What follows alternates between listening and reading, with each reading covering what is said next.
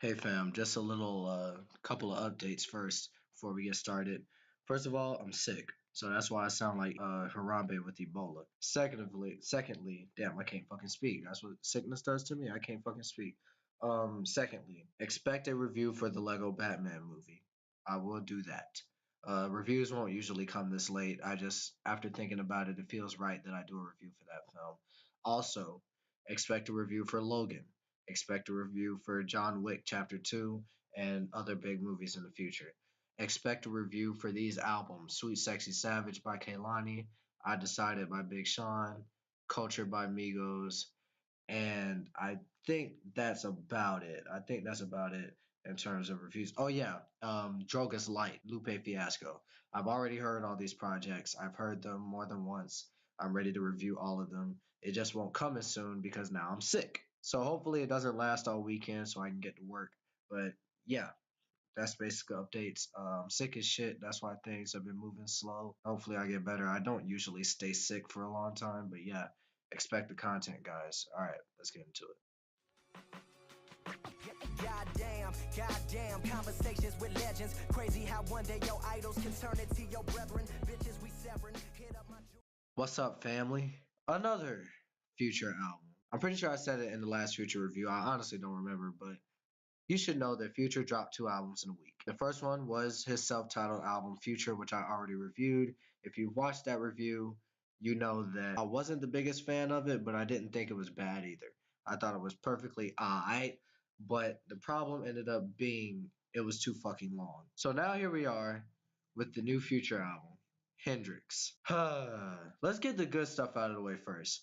This album surprised me. This album is entirely R&B ballads. That's what this album is. It's got way lighter kind of island-ish production.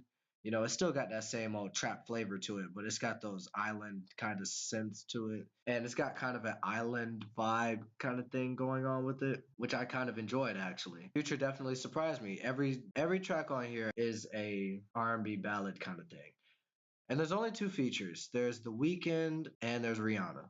Good things about this project is that the first half of it, just like Future, is good. The first half of this album is actually alright. For a couple exceptions, Looking Exotic and Testify, I wasn't really feeling, but the rest of the songs, I actually found myself bobbing my head to, and they were actually pretty catchy. My Collection, coming out strong with The Weeknd, of course, is a great track. Damage, Use Me, incredible. These all have great beats and they have catchy melodies. It's the Future that I've kind of been missing from my music lately. But what also caught me off guard at first was his subject matter. Not only could I understand almost every single word Future was saying on here, he actually was talking about something. Now he's talking about something that I really don't want to hear, which is Sierra.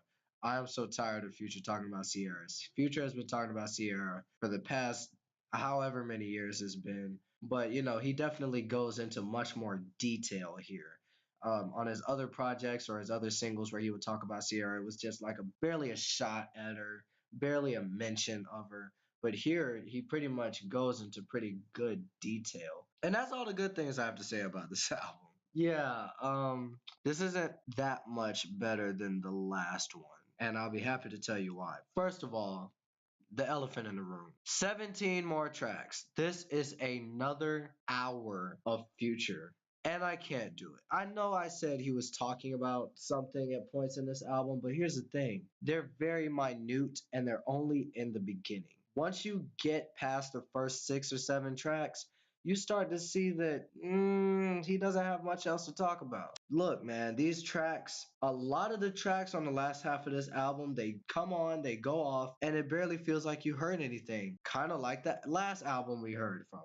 Look, Future is not the type for hour-long projects. It just doesn't work. It's just way too much. Now, are there moments on here like there were on his self-titled project that made me cringe? Not really. I mean, I could have did without the first tracks. You know, some of the lyrics he says in there are kind of asshole-ish, douchey, gross. Yeah, he says things like, even if I only hit you once, you're a part of my collection. Kind of sleazy. But you know what? There's no point on this album where it said, where it like made me go, oh my god, this is bad. But there's also no moments on this album which are like, oh my god, this is good. This self titled record had POA, one of the best Future songs I've heard in a minute. With its energy, with its great beat, and that fantastic hook, this album doesn't have a track that I all out love. Not even coming out strong with The Weeknd. Yes, I love The Weeknd to death, but that song is just kind of good. There's nothing on this album that made me go, wow, I'm loving this. There's nothing that made me go, oh, this is terrible, but there's nothing that great on here either. This is a really mediocre effort, I have to say. There's not really much I can say about this album. I mean, it's a Future R&B ballad record. It's not even that new because this is the kind of stuff that Future did on his Pluto album and his Honest album.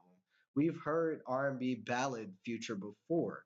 So there's really nothing I can say about this. It's almost an empty listen because you're going to find a few songs on here that you're going to play, more than once. Damn, I can't speak.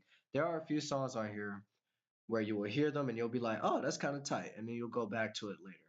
But for the most part, this album is kind of throwaway. And I really don't have much to say about it. It's not bad at all, but it's not good either. And I find myself compelled to give it the exact same grade I gave his self-titled record, which is a B minus. I appreciate that he gave me something different, something we haven't gotten from Future in years now, but he didn't do anything to expand this style. He didn't do anything to give this style a lot of weight. He just kind of said, "Hey, I'm going to go back to the Future that I was back then. I'm not going to change it or make it better or improve.